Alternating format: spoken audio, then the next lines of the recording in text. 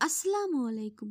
আজকে আমি দুইটা কেক রেসিপি তোমাদের সাথে খুব সহজভাবে শেয়ার করেছি। একটা হচ্ছে কাপ কেক রেসিপি আর একটা হচ্ছে অরেঞ্জ কেক রেসিপি।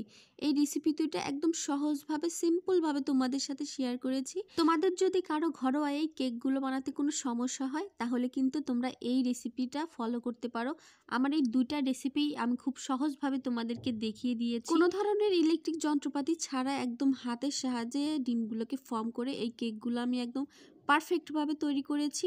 তোমরা চাইলে কিন্তু শিখে নিতে পারো। কাপকেকটা তৈরি করার জন্য দুইটা ডিমের সাদা অংশ নিয়ে কাঁটা চামচের সাহায্যে খুব সুন্দর করে এগুলোকে আমি ফর্ম করে নিই। আর এটা ফর্ম করতে প্রায় আমার 10 মিনিট সময় লেগেছিল।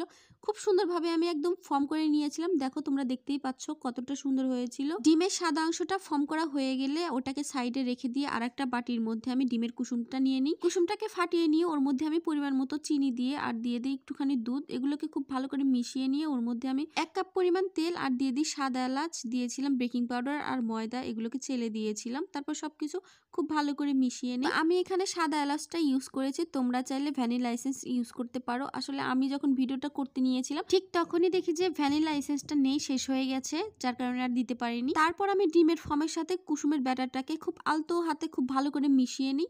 তারপরে প্রত্যেকটা কাপের মধ্যে একটু তেল ব্রাশ করে নিয়ে ব্যাটারটাকে সুন্দর করে ঢেলে দিয়ে এটাকে আমি পানির উপরে স্টিম করে নিয়েছিলাম। তো দেখো কতটা সুন্দর হয়েছিল দেখতে। কেকটা অনেক সফট হয়েছিল আর আমার মেয়েকে দিয়েছিলাম আইসক্রিমের একটা কাঠিতে, ও অনেক পছন্দ করেছিল। তো চলো আর একটা ভিডিওতে চলে যাই। অরেঞ্জ কেকটা তৈরি করাও কিন্তু খুবই সহজ। একইভাবে ফর্ম করে এই অরেঞ্জ কেকটা আমি আজকেও তৈরি করব। ফার্স্টেই একটা অরেঞ্জ কেটে ওর ভিতর থেকে রসটা আমি বের করে নিয়েছিলাম। দুইটা ডিম ভেঙে কুসুমটাকে সাইডে আলাদা করে রেখে দিয়ে ডিমের সাদা অংশটাকে আবারও কাঁটা চামচ দিয়ে ফর্ম তৈরি করে নিয়েছিলাম। খুব সহজ এই ফর্মটা তৈরি করা। আর এই ফর্মটা যদি পারফেক্টভাবে না হয় তাহলে কিন্তু কেকটা সফট হবে না। তো ভিডিওতে আমি ধাপে ধাপে এই ফর্মটা আমি কিভাবে তৈরি করেছি সেটা কিন্তু খুব ভালো করে তোমাদেরকে দেখানোর চেষ্টা করেছি। তোমরা দেখতেই পাচ্ছ অনেকটা টাইম নিয়ে কিন্তু এই ফর্মটা আমি তৈরি করে নিয়েছিলাম। তো তোমরা কিন্তু অনেকেই ভাবতে পারো যে হ্যান্ড ব্লেন্ডার দিয়ে আমি ঘর থেকে করে নিয়ে এসে তোমাদেরকে এভাবে দেখিয়েছি, কিন্তু না, তোমরা যদি বিশ্বাস না করো তাহলে একটা ডিম নিয়ে এইভাবে ফাটিয়ে দেখো।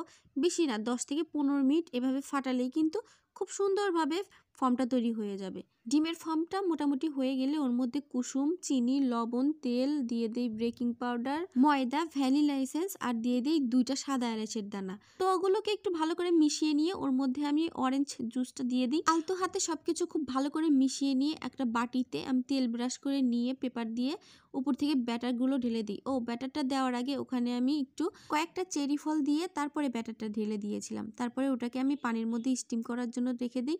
কিছুক্ষণ জাল দেওয়ার পরে দেখবে এটা খুব ভালো করে ফুলে উঠেছে। আর দেখো কতটা সুন্দর লাগছিল দেখতে। আমার মেয়ে ঘুমিয়েছিল, যার কারণে ওকে আমি কেকটা পরে দিয়েছিলাম। ও তো মহা খুশি হয়ে গেছিল, এই কেকটা দেখে অনেক পছন্দ করেছিল আর খেয়ে বলেছিল মাম্মি অনেক মজা হয়েছে। তো এই ছিল আজকের ভিডিও। ভালো থেকো, আল্লাহ হাফেজ।